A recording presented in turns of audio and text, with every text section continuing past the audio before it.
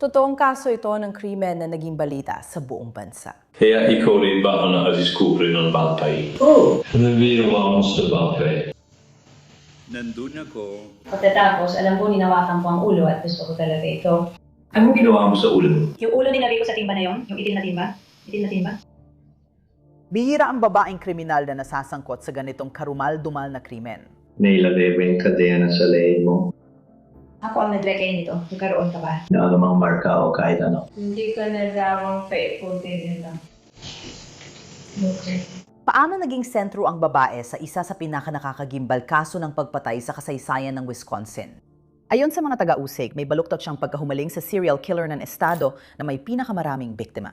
May nakita ka bang search na tungkol kay Jeffrey Dahmer? 24 lahat. Pero umpisa pa lang ang investigasyon. Ipagdarasal ko na maranasan mo rin ang kaparehong sinapit ng iniidolo mong si Jeffrey Dahmer. Kaya mag-enjoy ka sa halian mo, Taylor, sa business. Kapag umabot na sa korte ang kasong ito, hindi lang ebidensya ang namumukotanghe.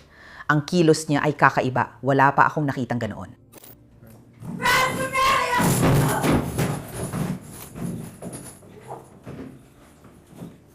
Ako si Elizabeth Milner. Welcome sa episode ng Female Criminals. Matagal na akong nagbabalita ng mga kasong true crime, pero ngayon lang ako nakakita ng ganitong kaso.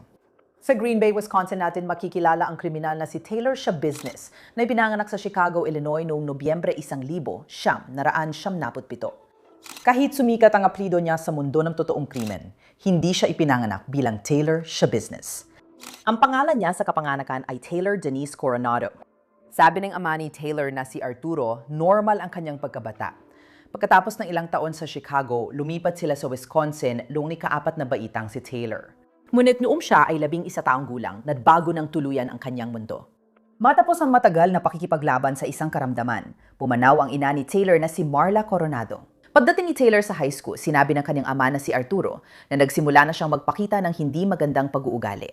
Sa waling taon ni Taylor sa high school, pinaalis siya dahil sa pakikipag-away sa kapwa-estudyante at pinatira sa kanyang mga lolo at lola sa Texas para tapusin ang pag-aaral at nagtapos doon. Sa huli, bumalik si Taylor sa Wisconsin at doon niya nakilala si Warren Shabbat. Hindi malinaw sa amin kung kailan eksaktong nagsimula ang pag-abuso ni Taylor sa droga. Ngunit ayon sa pamilya, lalong lumala ang paggamit ni Taylor ng droga nang magsimula siya makipag-date kay Warren matapos umano siyang ipakilala ni Warren sa mas matitinding droga tulad ng heroin at methamphetamine. Bukod sa droga, halapang mahal din nilang isa't isa. Numaraw ng mga puso, 2,020 kasal na sina Warren Shabbat at Taylor. Si Taylor Coronado ay naging Taylor Chabot, ngunit hindi nila nagamit ng matagal ang apelidong Chabot. Kalaunan, ginamit nilang apelidong Schabusiness bilang legal na apelido. Ideya raw na naisip nila habang labis na gumagamit ng droga. Patuloy na nahihirapan si Taylor sa kanyang kalusugan sa pag-iisip sa gitna ng paggamit ng droga at hindi nagtagal ay nagkaproblema siya sa batas. Ayon sa reklamong kriminal, noong 2020 inaresto si Taylor dahil sa pananakit sa isang opisyal ng batas at paglaban sa pag-aresto. Tinawag ang pulisya dahil sa isang babaeng himihinalang nasa impluwensya ng droga at kumakatok sa mga pinto. Nang dumating ang mga opisyal, sinabi ni Taylor na para siyang nasa ibang planeta, kaka-injeksyon lang niya at pinakita pa ang bakas ng karayom sa kanyang braso. Sa insidenteng ito, sumipa umano si Taylor sa mga pulis na nagtangkang pigilan siyang tumawid sa paparating na trapiko. Ayon sa ulat, umabot na raw sa sukdulan ang kanyang pag-uugali at kalusugan sa pag-iisip. Sobrang seryoso na kaya naramdaman ng kanyang ama na si Arturo na kailangan na niyang dalhin si Taylor sa psychiatric center ng county. Hindi siya nasa tamang isip noon kaya natakot akong baka saktan niya ang sarili. Dinala ko siya, nakasundo kami at sabay kaming pumunta doon. At sinubukang humingi ng tulong at sa huli. Pinalaya siya at umuwi siya at yun na yun. Baka nagtatanong ka kung bakit nakaposas at inmate jumpsuit si tatay ni Taylor. Habang nagtetestigo, nagsisilbi siya ng 12 taon sa kulungan dahil sa second-degree sexual assault ng bata, kasong iniulat na pinasukan niya ng no contest plea. Sige, may mga nireseta bang gamot sa kanya o katulad nito? Nandun ba siya nung gabing yan? Hindi. Oo, may mga gamot siya iniinom noon. Ayaw talaga niyang inumin ng mga tableta. Parang lalo pa siya napasama dahil doon. Nagkaroon ba siya ng guni-guni o problema dahil doon? Sa palagay ko, doon nagsimula lahat sa Seracol na iniinom niya noon pa. Hindi ko masyadong alam sa mga nire-recesas ko na yon, pero hindi talaga siya iyang doon. Batay sa dokumento ng korte na ospital si Taylor dahil sa tangkang pagpapakamatay noong Abril at Mayo 2021. Ayon sa ulat, na-diagnose siya ng mga doktor ng PTSD at bipolar disorder. Noong taon ding yon, nang-anak siya ng anak ni Warren. Pero mukhang hindi nila napalaki ang bata ng magkasama. Tiningnan ko ang mga record ng Wisconsin Department of Corrections. Ipinapakita nito na noong Mayo ng 2021 si Warren ay nakulong dahil sa paglabag sa kanyang parole. Pagkatapos, iniulat na nagsimula siyang maglingkod ng sentensya dahil sa mga kasong federal na may kaugnayan sa droga. Legal pa ring mag-asawa sina Warren at Taylor kahit nakakulong si Warren. Hindi kayang palakihin ni Taylor ang anak mag-isa kaya lumipat ito sa Texas para tumira sa mga lolo't lola. Nanatili si Taylor sa Wisconsin. Nang makulong si Warren, muling nakipag-ugnayan si Taylor sa dating kaklase, si Shad Therian, na inilarawan ng pamilya bilang mahinhin, mabait at maunawain. Pero tulad ni Taylor, sinasabing may problema rin siya sa pag-abuso sa droga. Habang mas madalas magsama sina Shad at Taylor, naging sentro ng kanilang relasyon ang pakikipagtalik at droga, hindi pag-ibig. Dito nagsimula ang mga pangyayari noong Pebrero 21, 2022, bandang 9:30 ng gabi sinundo ni Taylor si Shad mula sa bahay ng ina niyang si Tara. Pumunta ang dalawa sa isang apartment kasama ang isa pang kaibigan para mag-marijuana. Ayon sa ulat, bumalik sina Taylor at Shad sa bahay ni Tara at tumuloy sila sa basement dahil wala ang nanay ni Shad at nobya nito. Ayon sa ulat, gumamit sila ng meth at nag-inject ng trazodone, isang derisetang antidepressant. Ayon sa ulat, ito ay pampakalma. Nagsimula silang makipagtalik habang nakadroga. Hindi alam ni Tara, nanay ni Shad, na iyon na ang huling beses niyang makikita ang anak niya. Bumaba siya sa basement para tingnan si Shad, ngunit may natuklasan siyang eksena ang di dapat makita ng magulang. Makalipas ang ilang sandali, may tumawag na sa 911. Hindi ako makapaniwala, pero nananumpa ang girlfriend ko na nakita niya ang pugol sa ulo ng anak ng lalaki sa basement. Bumaba ka ba doon? Bumaba ako. Hindi ko maintindihan ang nanginginig kong binti. Kailangan ko lang umalis. Natataranta na ako. Pinakikinggan mo ang boses ni Steve Hendricks, nobyo ng nanay ni Shad na si Tara. Sinabi mong bumaba ka doon, tama ba? Oo, tinignan po ang labusan pero hindi ko makita ng maayos at hindi ko rin alam kung ano yun. Kaya may laman yung timba, may laman yung timba na yun, puti. Nakasihin. Sa tingin mo ba nag-hallucinate siya o ano sa palagay mo? Sa tingin ko hindi. Bumaba ako. Huwag mong buksan ang balde. Ibig ko sabihin, di ko kaya pare. Medyo natatakot siya at parang natatakot ka na rin. Ano ang apelido ng girlfriend mo? Pac-Mix. Pwede ko ba siya makausap? Oo. Pwede. Kumusta? Hi Tara. Sige, pwede mo bang sabihin sa akin kung anong nangyayari? Uy, Pac-Mix, nasa king katawan po at di ko alam kung akin ang bata. Anong ibig sabihin yan? Bakit na naman na-anxious yan? Pwede tumingin ako sa loob ng timba. At anong nakita mo? Eksakto ang napansin ko, sige. Saan? Nasaan ang ibang bahagi ng katawan? Wala akong ideya. Ang mga opisyal mula sa Green Bay Police Department ay rumesponde sa bahay ni Tara Packnick, ngunit natuklasan nila ang isang basement na parang hinango sa isang horror na pelikula. Tumuntarangin mo doon. Tumingin ka sa kanan, may button doon, hawakan natin. Ano ito? Kamusta ka ngayon?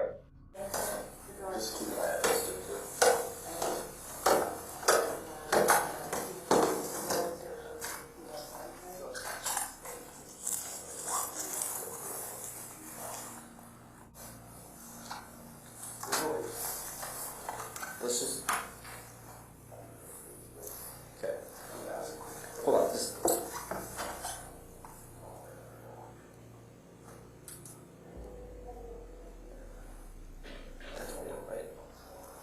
Agad na kumpirma ang kanilang kinatatakutang hinala. Ano ko naabala ka dyan, pero... Ganito talaga ang mangyayari. Hindi ito magiging kasong siyang naranatanim nato isa o siyang naputanim. Kaya kailangan pa natin ng dagdag na unit dito.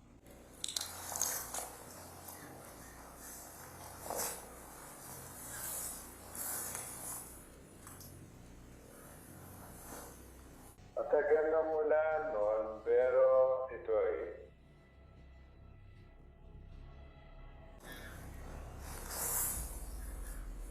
Mula nang ginawa ko ito, matagal na lumipas. Hindi ko alam kung ano talaga ang tamang salita.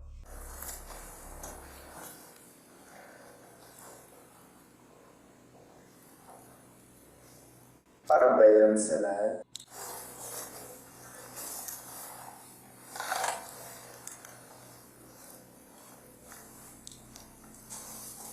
No for it.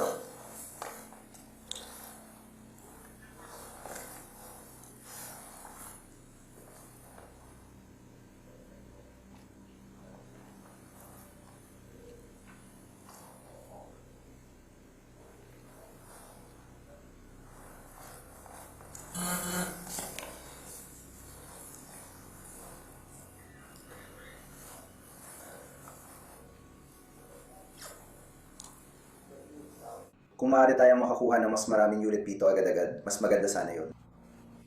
Meron tayo. Medyo marami-raming tugo dito sa baba. Gusto kong siya sa atin na matitirang bahagi ng bahay na ito. Siya na may 2 tao sa bahay. Nakakabahala ang mga detalye. May pugot na ulo na natagpuan ng pulisya sa timba sa basement ng bahay ni Tara. Kinumpirma kalauna ng mga opisyal na ulo, iyon ang 24 na taong gulang na anak ni Tara na si Shad Therian. Ayon sa Green Bay PD, may tuwalyang nakatakip sa ulo ni Shad at may natuyong dugong nakita sa kutson. May isa pang bagay na napansin ng pulisya. Nawawala ang natitirang bahagi ng katawan ni Shad. Paano nangyayari ang ganitong kasama ang gawain? Sino ang may kakayahang gawin ito? Dapat malaman ng pulis kung sino ang huling kasama ni Shad. Ibinunyag ng kanyang ina sa mga investigador na ang huling beses na nakita niya ang kanyang anak, kasama nito ang isang babaeng nagngangalang Taylor Coronado. Matagal nang magkakilala sina Shad at Taylor mula high school, kaya iyon lang ang alam na pangalan ni Tara para sa kanya. Pinuntahan ng mga investigador ang huling tirahan ni Taylor sa Eastman Avenue Apartments at doon nila nakita ang bakas ng dugo. Dugo ba ito? Mukha pang dugo ito sa'yo. O baka ako lang ang nagkakamali. May madudugong bakas ng paa. Kita mo to dito. Posibleng dugo ito ng iba? Hi, Taylor. Kumusta? Si Official Rosa ng Main Bay Police. Departamento. Siguraduhin mo wala kang dala dito kasama si Taylor.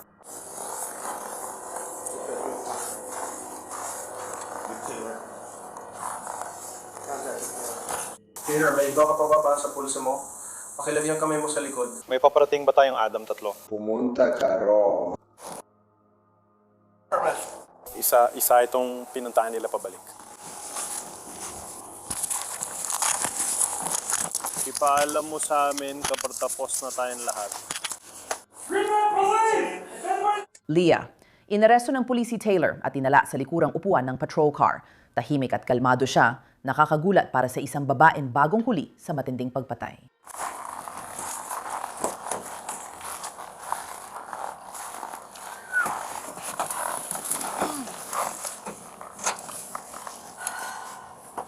Pagdating sa istasyon ng pulis, dinala siya sa interrogation room at kinuhaan ng litrato ng mga detective habang kinukuha ang ebidensya. Iunat ulit ang mga braso at panatilihing nakaunat sandali.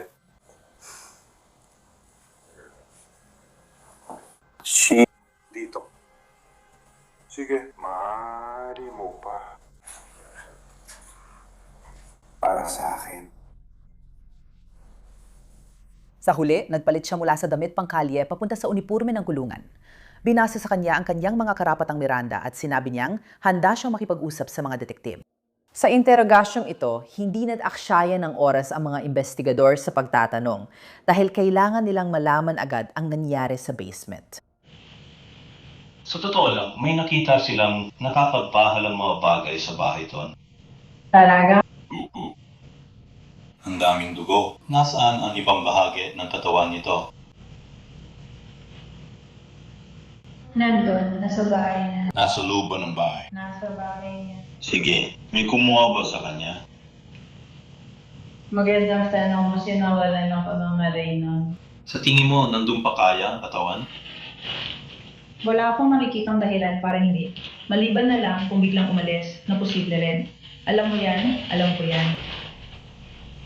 Anong tingin mo, Tan? Wala akong opinion. Nandun ako mismo sa tabi ng kama. Iyakap ko siya sa tabi ng kama. Ano raw ang ginagawa mo? Ginayakap ko siya sa tabi ng kama. Tama bang narinig natin? Hindi lang sinabi ni Taylor sa business na pinatay niya si Shad. Niyakap pa niya ang katawan nito pagkatapos? Hindi ko alam, merong kadena doon. May ganitong kadena, di ba? At pagkatapos, parang nilalaro-laro ko lang yan. Sige. At parang, ano yan, humihitit kami, di ba? Tapos, sigurado ako, hindi ako magaling magpaliwanag ng mga bagay. Tingnan natin dito. Tapos dumating na yung kadena, di ba? Tapos nilagay mo yan sa leeg niya habang naglalaro kami. Tapos ako, ewan ko, nilalagay ko rin yun. Tapos, ewan ko na. So, humihitit ka ng ano bang tawag doon? Eyes. Haze? Eyes. Ang paraan ng pag-usap ni Taylor tungkol kay Shad ay mapapanginig sa gulugod mo. Para bang isa lang itong bastos na biro para sa kanya, isang mabilis na babala. Ang susunod na bahagi ay napaka-explicit sa sexual na nilalaman. Pinapayuhan ang mga tagapakinig na mag-ingat. Inilarawan ni Taylor ang partikular na karanasang sexual na ito kay Shad bilang erotic asphyxiation. Ito ay kapag sinasadya mong pigilan ang pagpasok ng oxygen sa utak upang mapukaw ang sexual na pagnanasa. Ayon kay Taylor, ginawa rin nila ito sa mga naunang sexual na karanasan. Pero sa pagkakataong ito, ayon kay Taylor, nilagyan niya ng metal na kadena ang leeg ni Shad. May tuturing ba itong foreplay? Oo, ganun na. At pagkatapos, hindi ko alam. At pagkatapos, hindi na ako tumigil. Hindi ko alam kung bakit. Hindi ako tumigil. Sige, mas gusto mo bang ikaw ang nasasakal o nahihila ang buhok o ikaw ang gagawa nito sa iba? Mas gusto ko ako ang gumagawa nito sa iba. Ako nagalit. Wala akong ideya. Sa tingin ko, oo. Nagawa mo na ba yun dati? Oo. Oo, gusto niya. Gusto niya. Sabi ni Taylor, alam niyang sumubra na pero hindi pa rin siya tumawag sa 911. Hinawagan mo ba ang nanay, tatay o sino man sa bahay? Tumawag ka ba ng ambulansya? Bakit hindi? Hindi pa naman nangyari dati. Kaya... Gusto mo ba siya? Hindi mo gusto. Titingnan ko kung gusto mo ang iyong N. Isa gusto mong mamatay siya o siya ang gumawa nun. Sinusubukan kong maintindihan. Hindi ko binusto na mamatay siya. Pero namatay siya. Nasa katawan ko siya pero parang nangyari ulit. Nangyari ulit. Pero pagkatapos, naramdaman mo bang kailangan mo siyang tuluhan? Itigil ang pagsakal o tumawag ng ambulansya. Hindi mo naramdaman na kailangan mong gawin yon. Hindi ko alam kung bakit. Basta ang bilis lang nangyari. Ayon kay Taylor, palagi siyang may madilim at baluktot na pilosopiya pagdating sa kamatayan. Hindi ko alam. Parang ganito yung meron ako. Palagi ko na lang nararamdaman to. Naranasan mo na bang mahalin ang isang bagay ng sobra na pinatay mo ito? Nangyayari yan sa akin. Yan ang nararamdaman ko. Sobrang mahal ko ang isang bagay na pinapatay ko ito. Sobrang mahal ko, tapos pinapatay ko. Ganun ang nangyayari sa akin. Baka hindi ka makatulog sa gabi dahil sa di umano'y pag-amin ni Taylor. Hindi niya lang naalala ang huling hinga ni Shad, pero mahirap man sabihin na patuloy pa rin siya sa sexual na pang-aabuso sa bangkay nito. So natagpuan mo rin ng bangkay? Oo. Anong ginawa mo sa bangkay? Nandun ako, tapos bigla na lang akong saan? Nasa loob sila ng bahay. Kung saan? Parang, oo. Silong sa itaas. Sa ibaba? Oo naman. Nasa silong, ako'y nasa ilalim ako kasama siya. At pagkatapos, alam kong hinawakan ko ang ulo. Gusto ko yung ulo. May dinala ka pang iba? Nasa. Ano yun? Parang paa yata. Paa? Sa tingin ko paa yun. Paa. At Binti. Hindi ko alam, basta pasok na ako. Kailangan kong dalhin lahat. Tapos sabi ko, Frade. Maggulo talaga, kaya iniwan ko na lang. Tinamad ako at ayun ang nakala ko. Kaya parang, na. Kaya pagka may paa o binti sa loob ng van. At pagkatapos, anong ginawa mo sa ulo? Nakalimutan ko nasa van pala yun. Kaya ayun. Anong ginawa mo sa ulo? Nilagay ko yung ulo sa itim na timba. Itim na timba? Yung kumot sa ibabaw. Si? At pagkatapos, ano ang natira doon? Iniwan mo ba Iniwan mo ba ang ulo? Nasa timba pa rin ito sa tabi ng hagdan. Nang nandun kami, alam kong kakaiba na, kaya hindi ko na kayang isugal. Nasa kwarto lang ako. Pero kailan mo sinimulan, alam mo na iwain ang katawan niya? Hindi ko alam, sabay akong sumusupsok at nabiniwan. Di namin alam bakit siya nagpalit ng damit pero may investigador pa sa kwarto na gustong malaman ang detalye sa ginawa ni Taylor sa katawan ni Shad. Pero alam mo, Hindi mo ba naisip na pinutol mo sa siko? Oo. Sige, pinutol mo pa parehas ng braso sa siko. sana na. Kasi, alam mo, sinasabi ko na yung proseso ng pagtutol-putol na ginawa ko ay sobrang magulo. Kasi parang antok na antok ako noon. Tapos, ako ay parang pinuputol kami kamadali. Nakakadiri at nakakabahala ang mga inamin niya. Sa unang interogasyon, sinisi ni Taylor sa droga ang di umano'y ginawa niya. Sabi niya, ilang araw na siyang binatutulog dahil sa shabu. Pwede bang droga lang ang magpaliwanag sa nangyari kay Shad? Hindi yun binibili ng mga investigador. Malapit na rin nilang matuklasan ang ebidensyang magbubuo sa kaso, ang nawawalang bahagi ng katawan ni Shad. Batay sa criminal complaint laban kay Taylor na nakuha ng Law and Crime, may dagdag umanong impormasyon ang mga investigador mula sa nanay ni Shad. Sinabi niyang ang van ni Taylor ay mga isang araw na nakaparada sa labas ng bahay nila, pero nawala na ito. Natagpuan ng pulisya ang van sa labas ng apartment ni Taylor. Ayon sa reklamo ni Taylor at quote, ang mga patrol at iba pang investigador ay nasa isang address sa Eastman Avenue kung saan nakaparada ang van na ginagamit ni Siya Business at kung saan inaresto si Siya Business at ang van ay sinuri kalaunan. Iniulat ni Detective Luberta na may kahon ng crockpot sa likod ng upuan ng driver, sa likurang upuan ng pasahero. Dumapit ang medical examiner na si Dr. Vincent Tranquita sa kahon sa ibabaw ng basket ng labahan at natuklasan pa ang ibang bahagi ng katawan, kasama ang mga binti. Sa mga sumunod na araw, si Taylor ay paulit-ulit na inilipat at iniwang mag-isa sa mga interrogation room ng ilang oras. Ngunit habang nasa likod ng squad car papunta sa interogasyon, may nagbago at nagsimulang lumitaw ang tunay na Taylor. Nababaliw na talaga ako ngayon. Huwag kang magtaga sa likod ng kotse ko, ha? Nababaliw na ako ngayon. May sasabihin ako sa'yo.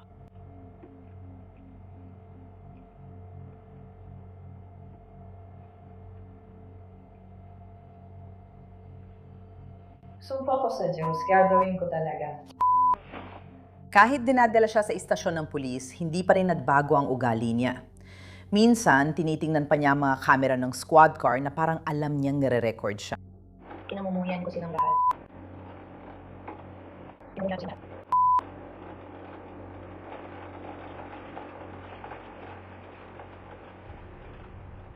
Ayokong maging doble. Palagi ko itong nararamdaman.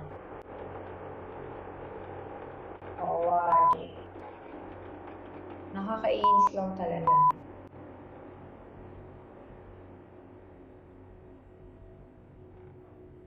Hindi ako makita ko ako. Nandito lang ako. May problema ako ngayon kasi hindi ako makakita. Hindi talaga ako makakita ng maayos, kahit kailan. Problema ito, hindi ako makakita ng maayos. May problema ako sa mga mata ko ngayon. Hindi ako makakita ng maayos. Talagang hindi ako makakita. Hindi ko talaga makita. Pwede mo ba akong ilabas sa sasakyan na to? How?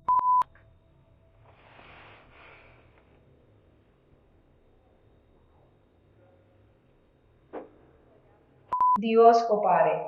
Ibinabalik siya sa silid ng interogasyon noong ika-28 ng Pebrero. Sa ulat ng autopsy na isinagawa ng medical examiner na si Dr. Tranquita, may isa pang nakakabahalang detalye na lumitaw. Kaya tinanong siya ng mga detektib tungkol dito. Ganito ang tanong sa akin ng medical examiner. Ikalanasan ba siya bilang magkakatay ng karne, sa pagproseso ng karne, o sa pangangaso ng usa, o sa anumang katulad niyon? Wala. Sige. Pwede mo bang isumite, alam mo na, yung ilan sa mga nakita niya na nagpaisip na baka may karanasan ka dati sa mga ganung bagay?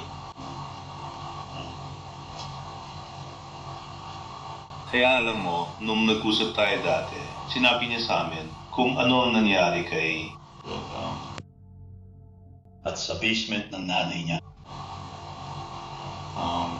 Isa sa mga bagay na ayaw talaga namin pag-usapan ng masyado. Pag-usapan namin ng kaunti ay ito ba ay... ito ba ang dahilan kung bakit?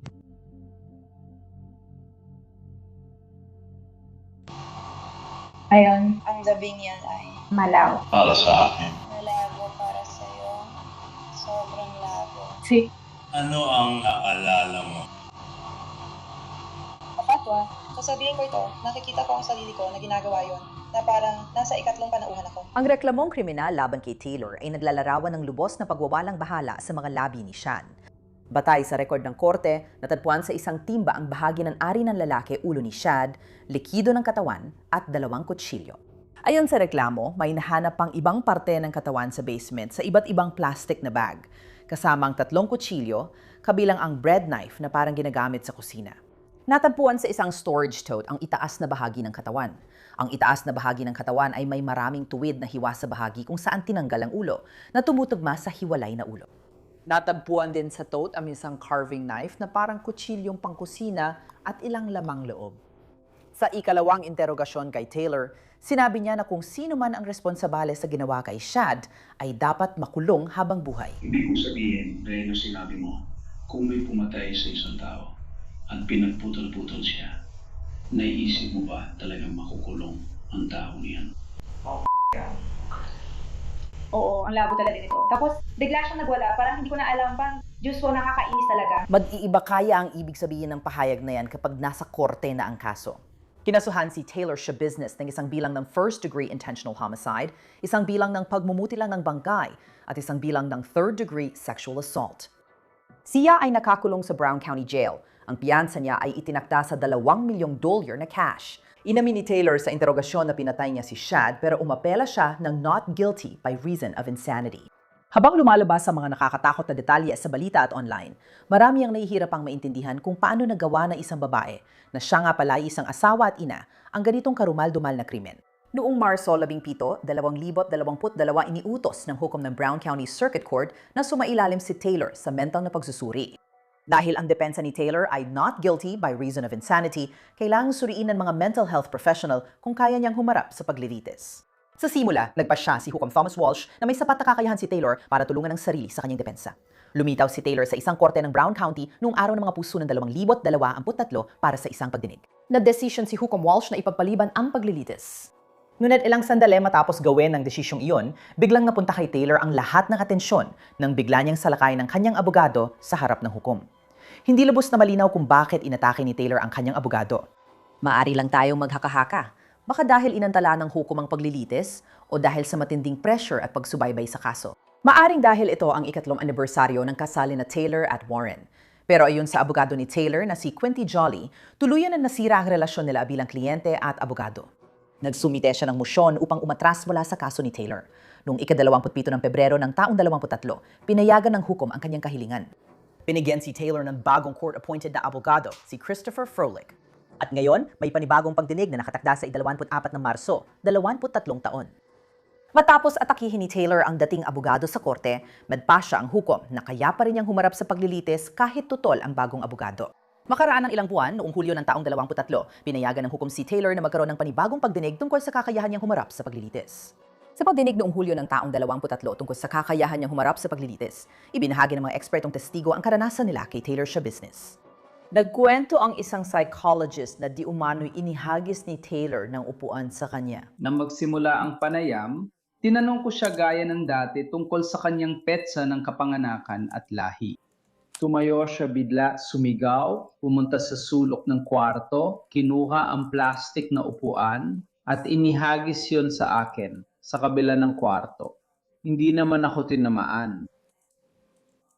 Pagkatapos, kalmado siyang muling umupo at tinawagan ko ang mga gwardiya.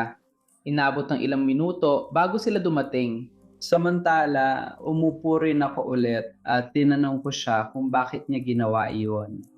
Napansin ko na kakaiba ang naging tugon ng katawan niya dahil wala talaga siyang physiological na reaksyon. Pagkatapos niyang gawin iyon, matinding galit, inihagis ang upuan sa kanyang tagasuri, kinuha ka ng depensa, pero aalis na ako. Umupo lang siya doon na walang reaksyon, walang emosyon sa mukha.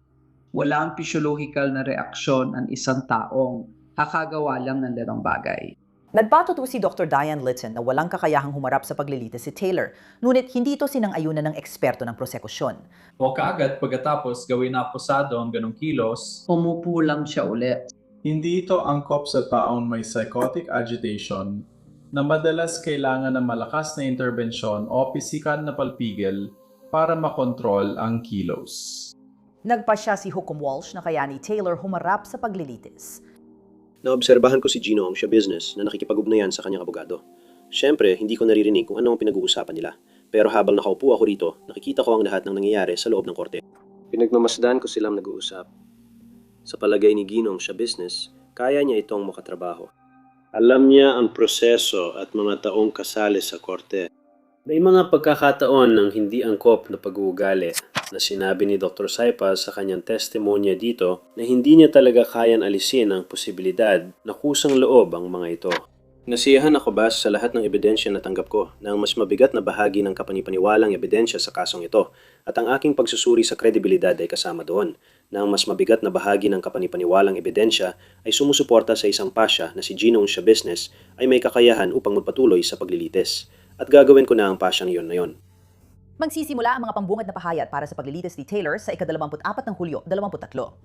Agad narinig ng mga hurado ang bawat nakapanghihilakbot na detalye mula sa mga taga-usig. Maririnig ninyo mula sa mga pulis ngayong umaga kung ano ang naobserbahan nila pagdating sa pinangyarihan. Malinaw na kinukumpirma ang impormasyong iniulat sa mga otoridad tungkol sa kalagayan ni Shad, kung paano nila natagpuan ang timba at mayroon itong mga bahagi ni Shad, pati na rin mga kutsilyo. Malalaman ninyo na sa puntong yon, may kakulangan ng ibang palatandaan na may naganap na krimen. Hindi naman ganun karami ang dugo sa mga pader at sa sahig. May kaunti lang. Malalaman ninyo yon, pero kailangan ng oras ng mga pulis para makita kung ano talagang nangyari. Ang buong lawak ng ginawa ng akusado sa kasong ito. Sa puntong yon, ini-interview na nila ang akusado at nagbibigay siya ng impormasyon sa kanila. Tulad ng, hindi, si Shad ay nasa basement pa rin. Ang natitira sa kanya ay nasa basement pa rin. Tandaan, si Taylor ay nag-ayon ng plea na hindi nagkasala dahil sa pagkabaliw. Ibig sabihin nito, inaamin ni Taylor ang krimen, pero sinasabi niyang siya ay legal na baliw noong nangyari ito. Sa pagbubukas ng depensa, binigyan diin ng abogado ni Taylor na ang estado ang may pasanin ng pagpapatunay. Ang estado ay kailangang patunayan sa inyong lahat ng mga hurado, lampas sa makaturang pagdududa, ang bawat elemento ng mga krimeng isinampa, lampas sa makatwirang pagdududa. Ipinagpapalagay ng Saligang Batas ng Estados Unidos na ang bawat taong inaakusahan ng isang krimen ay ipinapalagay na inosente. Sa kasong ito, si Taylor siya business ay itinuturing na inosente. Hindi niya kailangan patunayan ng kahit ano. Ang depensa ay hindi kailangang magpatunay ng kahit ano sa kasong ito. Bakit? Dahil nasa opisina ng District Attorney ng Wisconsin ang buong responsibilidad ng pagpapatunay. Sila ang dapat magpatunay ng lahat ng katotohanan. At sa kasong ito, makakarinig kayo ng maraming iba't ibang mga katotohanan. Makakarinig kayo ng maraming iba't ibang salaysay mula sa mga saksi, mga sibilyang saksi, mga detektib, mga pulis, mga eksperto, mga DNA analyst, mga medical examiner, lahat ng iyon. Kailangan ninyong isaalang-alang ang lahat ng impormasyong iyon kapag kayo ay magpapasya. Tama siya. Ang estado ang may pananagutan sa pagpapatunay at napakatibay rin ng ebidensya nila. Tinawag nila sa hukuman ng ilang saksi, kabilang ang pulis na rumesponde at operator ng 911. Para sa akin, pinakamalaking epekto ang mga mahal sa buhay ni Shad, gaya ni Steve Hendricks, kasintahan ng nanay niyang si Tara. At maaari mo bang sabihin sa akin kung anong nangyari doon? Ginising ako ni Tara at sinabi niyang natagpuan na niya si Chad, ang anak niya. Sabi niya natagpuan niya ang ulo ng anak niya sa isang timba. Kaya nagulat talaga ako, hindi ako makapaniwala. Hindi ako naniwala sa kanya. Akala ko may mental na problema siya. Akala ko may problema siya sa pag-iisip ko naman. Sige, kaya mo ba maalala kung anong oras ito nangyari? Mga alas 2 hanggang alas 3 ng madaling araw yon. Siguradong kalagitnaan ng gabi. Dumating ang oras na bumalik siya at nagbigay ng impormasyon sa'yo. Ano ang ginawa mo pagkatapos? Bumaba ako, pumunta ako sa ibaba para tingnan kung ano ba talaga ang sinasabi niya. At wala naman akong makita, kaya Umakyat kami ulit at nag-isip ng susunod na gagawin. So ano bang ginagawa mo pag bumaba ka sa ibaba? Pumunta ako sa basement at tinignan yung timbang binanggit niya. Pero parang nag-block ang isip ko. Wala akong maalala. Ang nakita ko lang ay parang buhok ng hayop o kung ano man. Hindi ko alam kung ano yun. Sa unang pagkakataon, narinig natin kay Tara, nanay ni Shad, ang detalyadong salaysay kung paano niya natagpuan ang ulo ng anak na pinutol at nasa timba. Nagdesisyon ang hukom na hindi magpakita sa kamera, boses lang niya ang maririnig sa testimonya. Anong ginawa niya pagkatapos? Umakyat ulit ako sa ikalawang palapag ng bahay at ginising si Steve. Para mapatunayan niya na nakita ko talaga ang nakita ko. Sige. At anong ginawa ni Steve? Tumayo siya at bumaba kasama ko. Tiningnan niya ang kimot. Pero hindi niya makumpirma na yun nga ang inakala kong nakita ko.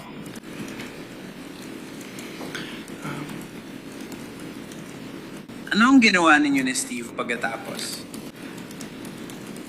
Bumalik kami sa itaas sa ikalawang palapag dahil doon nakasaksak ang mga telepono namin. At napasya kami kung tatawag kami sa 911 o sa non-emergency na numero. Hindi ko maatim na matagpuan ng kahit sino sa ganoong kalagayan, lalo na ang taong mahal ko. May isa pang saksi, si Ava na kapatid ni Shad, na ipinag-utos ng hukom na huwag ipakita sa kamera. Nadbatoto siya na siya ay nasa bahay noon, posibleng kasabay ni na Shad at Taylor. Sa isang pagkakataon ba, may narinig ka bang ibang tao sa loob ng bahay? Ano ang narinig mo? Narinig ko lang ang yabag sa ibaba. Kapag sinabi mong sa ibaba, ibig mo bang hagdan mula ikalawang palapag pababa sa una o iba pang hagdan? Basement pakyat sa unang palapag. Mula basement hanggang unang palapag. Madalas mo bang narinig yon buong araw na yon? Paano naman ang mga boses ng tao? May narinig ka bang mga boses ng tao nung gabi ng ika-22 hanggang 23? May narinig akong boses ng babae. Alam mo ba kung sino yon? Hindi. May nakita ka bang babae sa tirahan nung petsang yon? Ika-22 o ika-23? Hindi. Tanda mo ba eksakto ang sinabi ng babaeng boses? Hindi. May narinig ka bang isang boses, dalawang boses, o higit sa dalawang boses? Isang boses lang. At alam mo ba kung sino ang kausap ng babae o kung may kausap ba siya? Sa isang punto, nakatulog ka ba noong gabi na ika-22 papuntang ika-23? Paano ka nagising nung araw na yon? Nagising ako sa malakas na katok ng mga pulis sa pinto ko.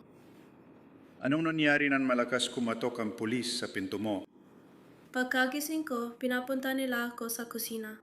Matapos ang emosyonal na testimonya ng pamilya ni Shad, kinabukasan bumalik ang focus sa pisikal na ebidensya. Tinawag ng estado si Dr. Vincent Tranquita, ang medical examiner na nag-autopsy kay Shad sa witness stand. Sa aking medical na opinyon, namatay si Shad Therian dahil sa pagkakasakal at homicide ang uri ng pagkamatay niya.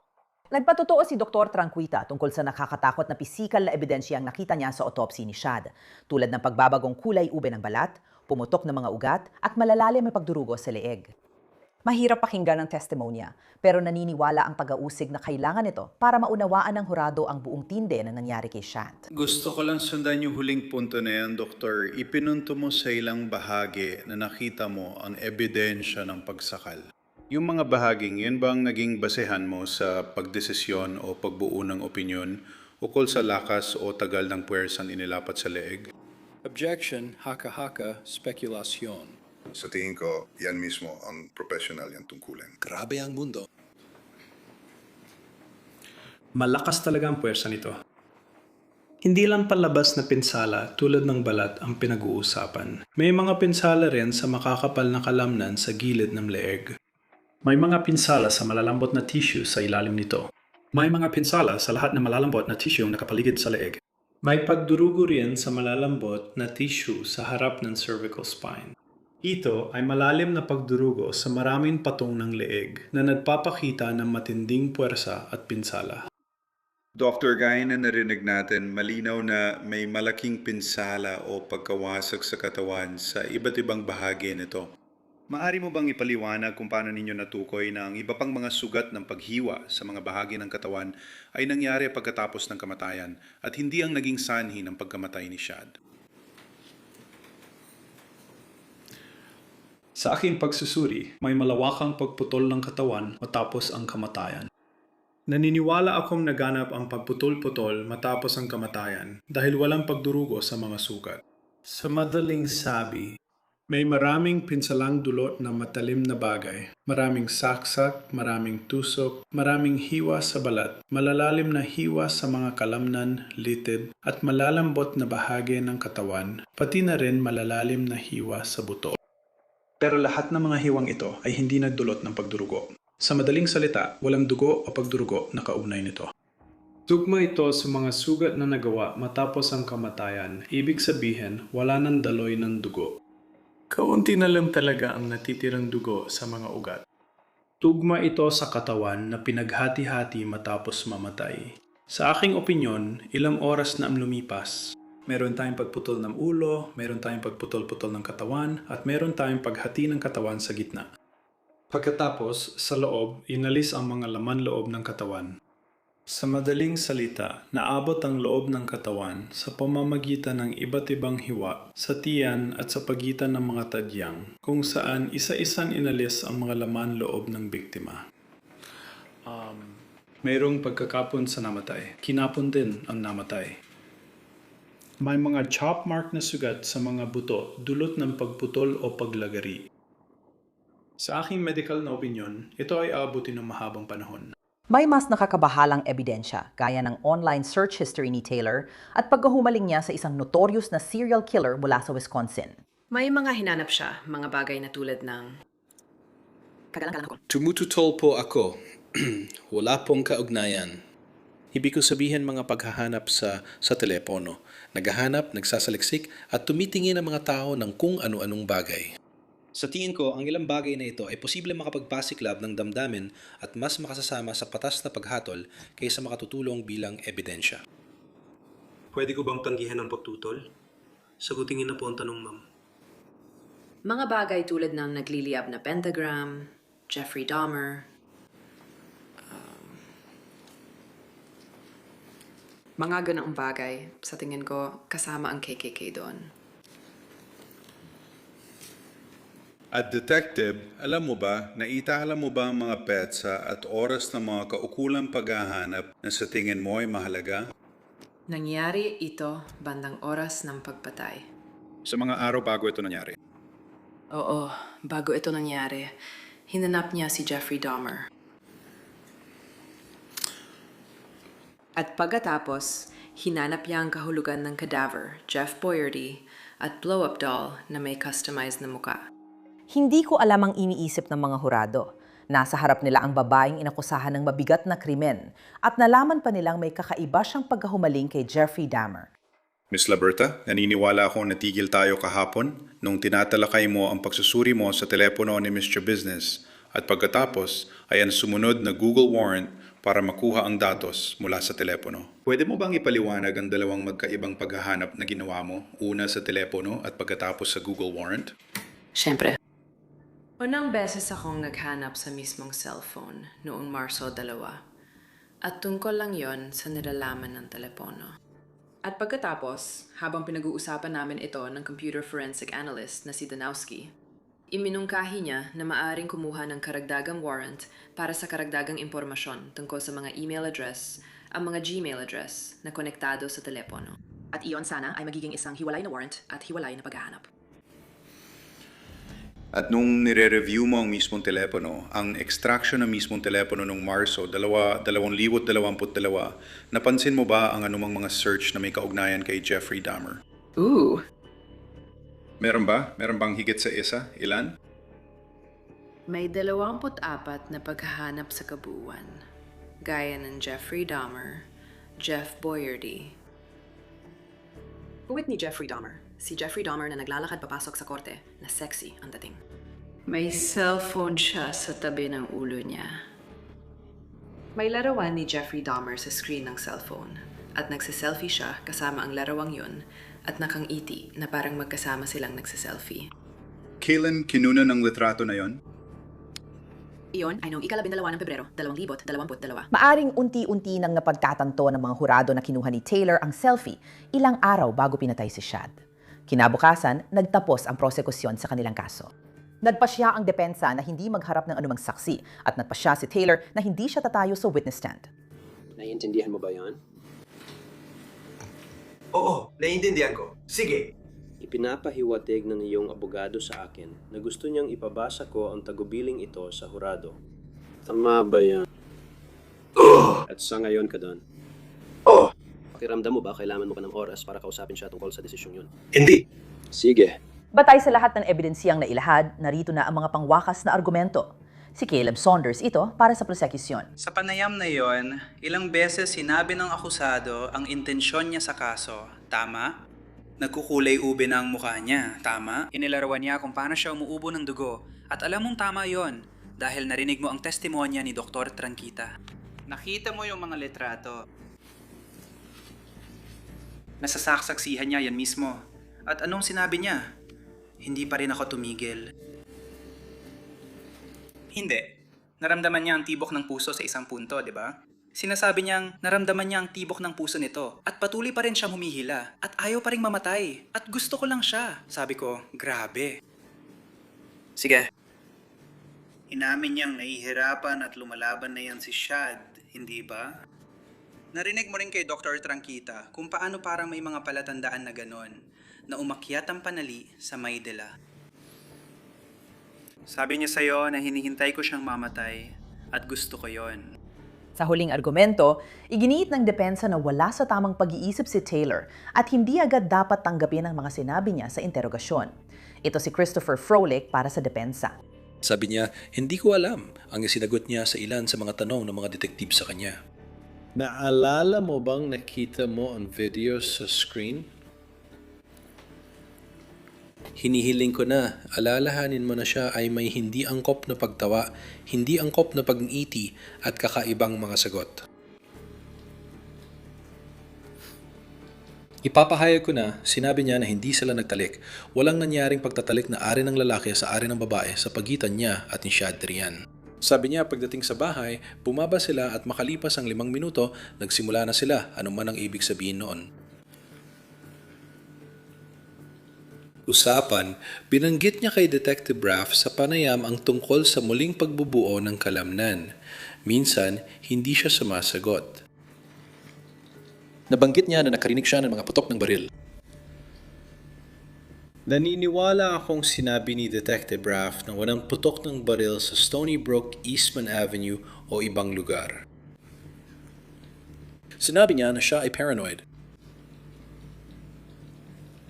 Sinabi niya ng mga kakaibang bagay tulad ng ayoko ng malalawak na lugar. Ayoko ng malalawak na lugar. Walang damit na natanggal. Walang halikan. Nagpulong ang hurado tungkol sa kaso at sa tingin ko, ngayon lang ako nakakita ng hatol na ganito kabilis. Wala pang 1 oras ang pagpupulong. Kami, ang hurado, ay napatunayan na si Taylor Denise Chabiznes ay nagkasala ng first-degree intentional homicide ayon sa unang bilang. May petsang Hulyo 26, 23, nilagdaan ng tagapangulo ng hurado. Binasa ang ikalawang hatol. Napatunayan ng hurado na si Taylor Denise Chabiznes ay nagkasala ng pagputol o pagsira ng bangkay sa ikalawang bilang ng impormasyon sa Hulyo 26, 2023, nilagdaan ng tagapangulo ng hurado. Ang susunod na hatol ay binasa ng ganito. Kami, ang hurado, ay napatunayan na ang akusado na si Taylor Denise Chabiznes ay nagkasala ng third-degree sexual assault ayon sa ikatlong bilang ng impormasyon. May petsang ito, ika-26 ng Hulyo, 23, nilagdaan ng tagapangulo ng hurado. Hindi pa tapos ang kaso ni Taylor. Dahil nagharap siya ng plea na not guilty by reason of insanity, lilipat ang kaso sa ikalawang yugto kinabukasan na may parehong hukom at hurado. Ang depensa na ngayon ang kailangang magpatunay at kumbinsihin ang hurado na si Taylor Chabiznes ay pasok sa legal na pamantayan ng kabaliwan. Ang hatol na ito ang magpapasya kung si Taylor ay habang buhay na makukulong o ipapasok sa pasilidad ng Estado para sa kalusugang pangkaisipan. Narito ang depensa ng abogado si Christopher Froelich sa pambungad na pahayag. Kaya ang depensa ang may pananagutan na magpatunay. Sa isyong ito, kung ang aming kliyente ay may pananagutan sa mga krimeng ito, naniniwala kaming ipapakita ng testimonya at ebidensya na may sakit o depekto siya sa pag-iisip ng krimen. Naniniwala kaming ang impormasyon at testimonya ay magpapakita at magdadala sa inyo para makapagpasya. Wala siyang sapat na kakayahan upang maunawaan ang kamalian ng kanyang ginawa o sumunod ang kanyang kilos sa hinihini ng batas. At ang hinihiling ko lang ay nasana. Umupo kayo, makinig ng mabuti sa sasabihin ng mga eksperto, at pagkatapos ay magbigay ng patas at makatarungang desisyon. Salamat po. Ayon sa prosekusyon, simple lang ang argumento. Narito si Caleb Saunders para sa prosekusyon. Pag-usapan natin ang halatang bagay. Nakakabahala ang ginawa ni Miss Business kay Shad. Ito ay asal na bihira nating makita. Ito ay asal na may isip mong, Diyos ko, baka hindi tama ang pag-iisip ng taong yun nun. Hindi ako narito para subukang kumbinsiyan kayo ng kabaliktaran. Maingat mong pinakinggan ang ebidensya at sinunod ang batas ng hukom. Gagawin mo rin yon sa susunod. Dahil ipapaliwanag sa inyo kung ano ang sakit o depekto sa pag-iisip at kung ano ang hindi. Ang sakit sa pag-iisip ay hindi. Antisosyal na pag-ugali. Hindi ito asal na dulot ng paggamit ng bawal na gamot o pansamantalang kalagayan ng pag-iisip na dulot ng bawal na gamot. Hindi agad masasabi na may sakit sa pag-iisip ang isang tao dahil lang sa paggawa ng di normal o madalaking bagay na lampas sa pangunawa. Tama ba? Ipapaliwanag na hindi yon mga sakit o depekto sa pag-iisip. Kaya kahit nakakabahala ang mga narinig din yung ginawa, hindi doon natatapos ang pagsusuri. Bagamat walang ipinresenta ang mga saksi ang depensa nung unang bahagi ng paglilitis kay Taylor, ibang-iba na ngayon. Tinawag ng depensa ang ilang saksi pero ngayon lang maridinig ang pamilya ni Taylor. Tinawag nila ang ama niyang si Arturo Coronado. Dumating ba sa punto na ayaw mo na siyang manatili doon dahil lumalala ang kanyang mga pag-uugali o lumalala ang kanyang kalagayang pangkaisipan? Hindi. Mahal ko ang anak kong babae, kaya gagawin ko ang lahat para matulungan siya. Sabi ni Arturo sa ikalawang bahagi ng paglilitis, nagsimula ang problema ni Taylor nang ipakilala raw ni Warren sa kanya ang matitinding droga. Ginoong Coronado, alam niyo po ba kung may trabaho ang anak niyong babae habang nakatira siya sa inyo sa Moraine Way? Hindi po, wala siyang trabaho nung panahong yan. May alam po ba kayo tungkol sa naging mga trabaho niya nung nasa hustong gulang na siya? Siyempre. At nagkaroon ba siya ng mga trabaho nun? Alam mo ba kung saan siya nagtrabaho? Nagtrabaho siya sa Saputo. Ilang taon din siyang nagtrabaho doon, siguro mga 3 at kalahating taon. Nangyari ba yun kamakailan? Bago siya maaresto, siyempre. Tama. Bago. At Magaling din siya doon hanggang sa makalaya ang kanyang nobyo o asawa mula sa kulungan. Doon nagbago ang lahat. Oh, dahil rin sa paggamit ng methamphetamine, tama? Kaya si Taylor ay maayos naman noon, pero nagsimula siyang gumamit ng droga. Anong droga yon? Meth, heroin, kung ano-ano pa, hindi ko alam. Marijuana? Oh, hindi ko alam. Matagal na niyang ginagawa yon. Isa pa, wala siyang kwenta at nadamay pa ang anak kong babae sa kalokohan niya. Hindi tiyak kung gaano nakatagal mula nang huling magkita sina Taylor at ang ama niya, pero kitang masaya silang magkita ulit. Habang palabas ng korte ang ama niya, nagpalitan sila ng mahal kita. Bumunong si Taylor ng isang bagay sa kanyang ama sa harap ng hurado. Mahal kita. Mahal kita. Go Bears! Go Bears. Go Bears, go Bears, go Bears. Salamat. Bumulong daw siya ng Go Bears, gaya ng Chicago Bears. Tuloy pa rin ang testimonya. Tinawag ng depensa si Dr. Diane Litton. Bago ang unang paglilitis, siya ang nagsuri at nagtestigo bilang psychologist ni Taylor, kabilang noong pre-trial hearing noong Hulyo, nang di umano'y ihagi siya ni Taylor ng upuan. Ang opinyon ko ay pasok siya sa hatol na hindi nagkasala dahil sa sakit o depekto sa pag-iisip. Ang opinion ko ay hindi siya responsible. Hindi siya responsible dahil sa isang sakit sa pag-iisip.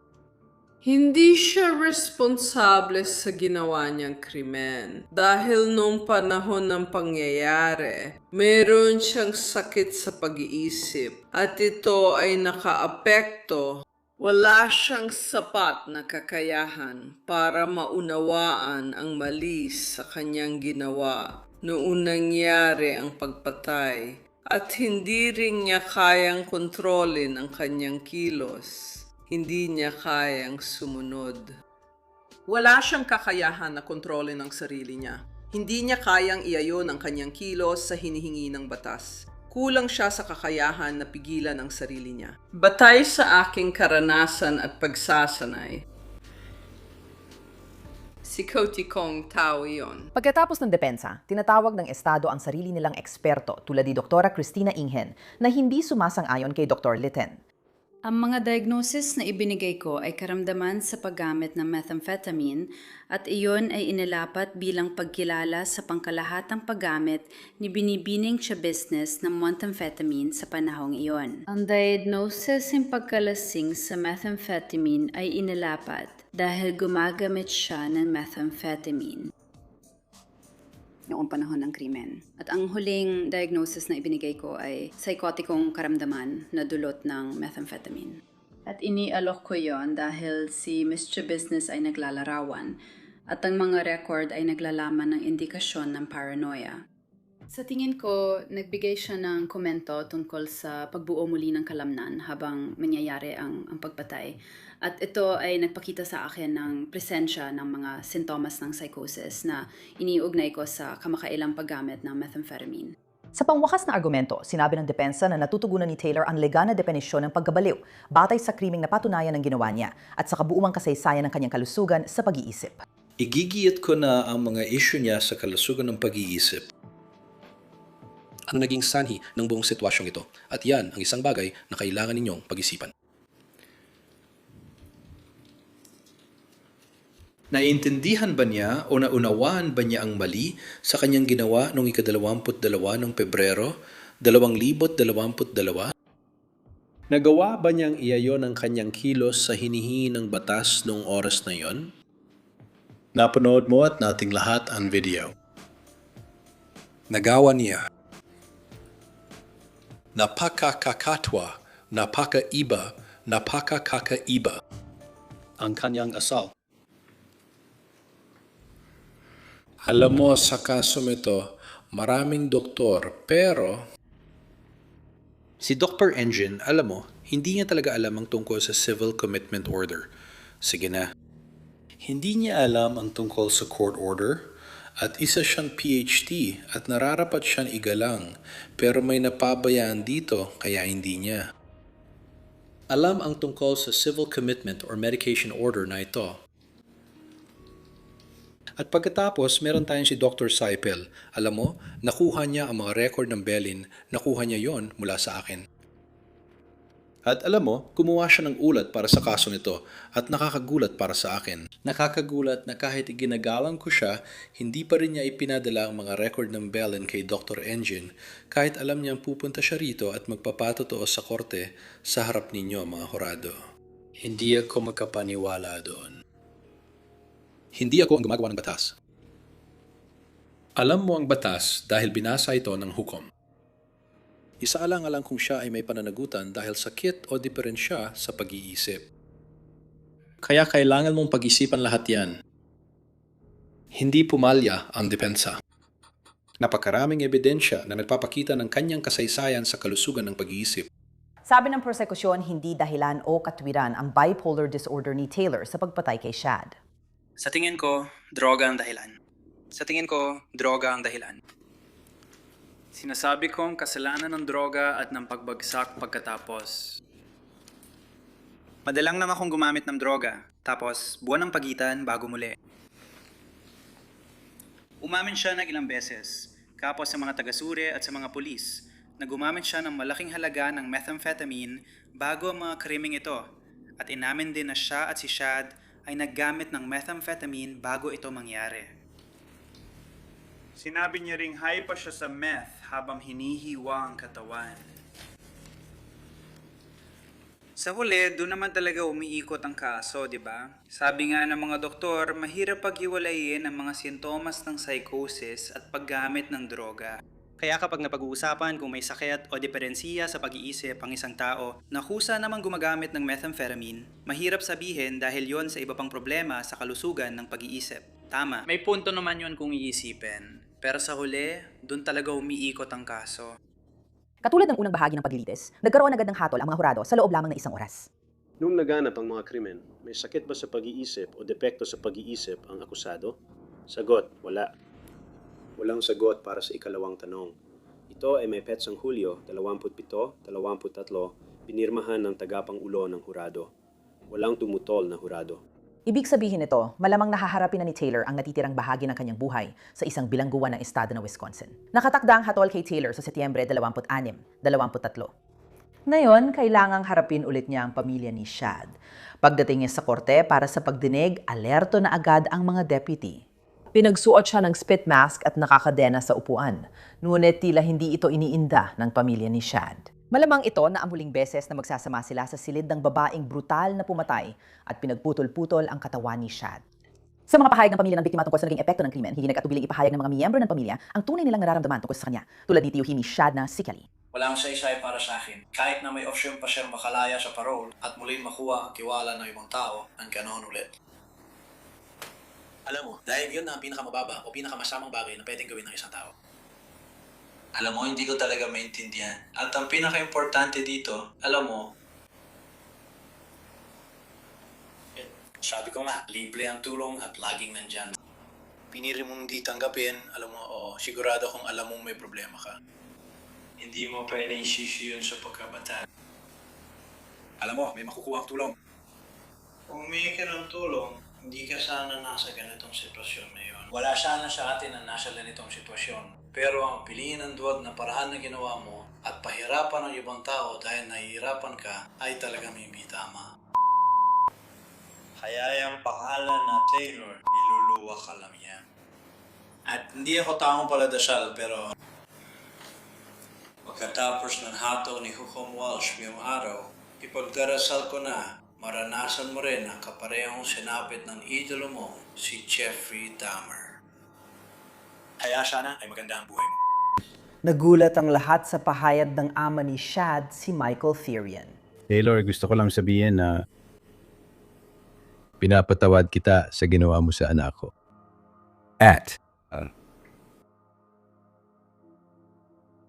Oo, nagkamali ka ng desisyon at ngayon, kailangan mong harapin ang resulta nito. Pero,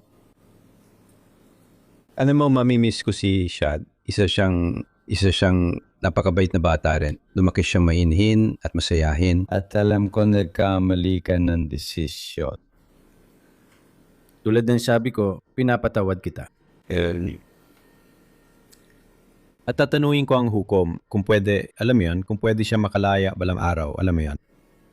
Maaring hindi pa ngayon, pero naniniwala ko na ang bawat isa gumawa ng maling desisyon, siguro di naman kasing lala nito. Sa tingin ko may pag-asa ka pa. Pwede mong gamitin ang oras mo para maging mas mabuting tao. Gumawa ng magagandang bagay. Pero alam mo, wala namang magandang may dududulot kung kamuhian pa kita. Alam mo yan. Alam ko. Alam kong may puso't isip ka. Wala akong masamang hangarin sa'yo. Umaasa ako na sana maging maayos ang lahat para sa'yo. Yun lang ang masasabi ko. Salamat. Para sa hatol kay Taylor, may suhestiyon ang prosekusyon at depensa. Pero ang desisyon ay nasa hukom lang. Ang krimen nito ay lumalabag sa batayang pagkamakatao. Nilalapastangan nito ang dignidad ng tao at ang buong komunidad ng tao. Totoo yan. Ang pagkawala ng buhay ng isang tao nang walang dahilan ay isang trahedya. Trahedya ito para sa pamilya, kaibigan at komunidad. Kapag ang buhay ay kinuha mula sa isang tao sa parang nangyari sa kasong ito, kung saan ang mga labi ng biktima ay hiniwa-hiwa at inilagay sa mga lalagyan, mahirap makita ang pagiging tao sa mga ganong gawain. Totoo, talagang ganon. Kailangan protektahan ng publiko. Mahalagang salik ito na dapat isaalang-alang ng korte. Batay sa mga nabanggit ko, malinaw na dapat protektahan ng publiko sa kasong ito. Gaya nung sinabi ko, ang ganitong asal ay tila lubang malayo sa karaniwang asal ng tao at hindi na mahulaan. Totoo talaga yon. At sa isang lugar kung saan ang ganitong uri ng paglabag, ganitong mga kilos, ganitong krimen, ay posible nang walang anumang babala, talagang kahit ano ay maaari mangyari. Kung saan ang ganitong bagay ay posible, talagang kahit ano ay posible. Dahil dito, kailangan ng proteksyon ng publiko. Ang hatol ay ganito. Tukol sa 22 CF, 363 bilang isa. Iyon ang first degree intentional homicide bilang isang repeater. Isa itong Class A felony. Magpapataw ako ng habambuhay na pagkakakulong ng walang posibilidad na extended supervision dahil naniniwala akong nararapat ito batay sa aking mga natuklasan. Sa ikalawa, mutilation of a corpse bilang repeater, Class F felony. Susundin ko ang rekomendasyon ng naghanda ng ulat bago ang hatol. 7 taon at kalahati ng paunang pagkakakulong, kasunod ang 4 na taon ng extended supervision. Ito ang kasunod ng una. Tungkol naman sa bilang 3, third-degree sexual assault bilang isang repeater, Class G felony. Magpapataw ako ng 3 taon ng paunang pagkakakulong na susundan ng 4 na taon ng extended supervision. Yan ay magiging sunod sa bilang 2 at bilang 1. Para sa mga kaso ng revocation, magpapataw ako ng 1 taong pagkakakulong bawat isa, sabay na isisilbi sa iba pang kaso. Si Taylor Shibisna ay inaatasang magsilbi ng habambuhay na sentensya sa Tecumseh Correctional Institution sa Wisconsin. Siyempre, ang parehong babae na umatake sa kanyang abogado sa korte at nahatulan dahil sa brutal na pagpatay sa kanyang kaibigan ay hindi rin nagtagal na hindi nasangkot sa gulo. Noong Hulyo 2024 si Taylor ay inakusahan ng pag-atake sa mga kawani ng bilangguan at kinasuhan dahil dito. Ipinapakita ng mga online na record ng korte na siya ay kinatawan ng ibang abogado, si Curtis Joka, na nagsimulang kumatawan sa kanya noong Enero ng 2025. Noong Abril 2025, humarap siya sa korte sa Fond du Lac County at muling inatake ang kanyang abogado doon.